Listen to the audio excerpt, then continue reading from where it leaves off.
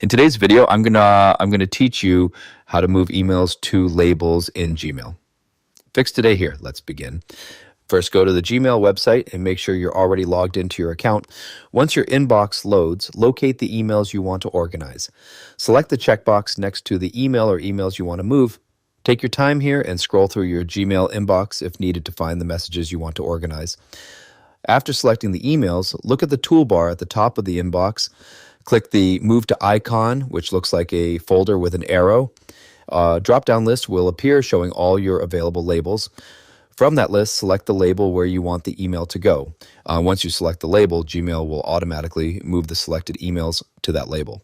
There's also another way to do this quickly. You can click and hold an email from the list and drag it directly onto a label in the left sidebar. When you drop it on the label, the email will immediately move there. And if you want Gmail to automatically move similar emails in the future, you can create a filter. And to do this, open one of the emails you want to automate. And once the email is open, look at the top right of the message and click the three vertical dots icon. From the drop-down menu, select filter messages like these. A filter setup window will appear. At the bottom of that window, click Create Filter. On the next screen, check the box for Skip the Inbox, archive it. This option ensures the email will not stay in your main inbox when it is labeled. Next, check the box for Apply the Label and choose the label you want from the list.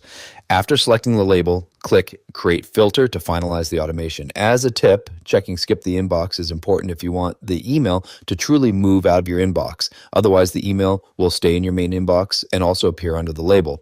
Once the filter is created, future emails that match the same criteria will automatically be labeled and organized. That's it for this tutorial. If you have any questions or suggestions, feel free to leave a comment down below. If you'd like to see more videos like this, the subscribe button is free and helps support the channel so I can keep making helpful tutorials for you.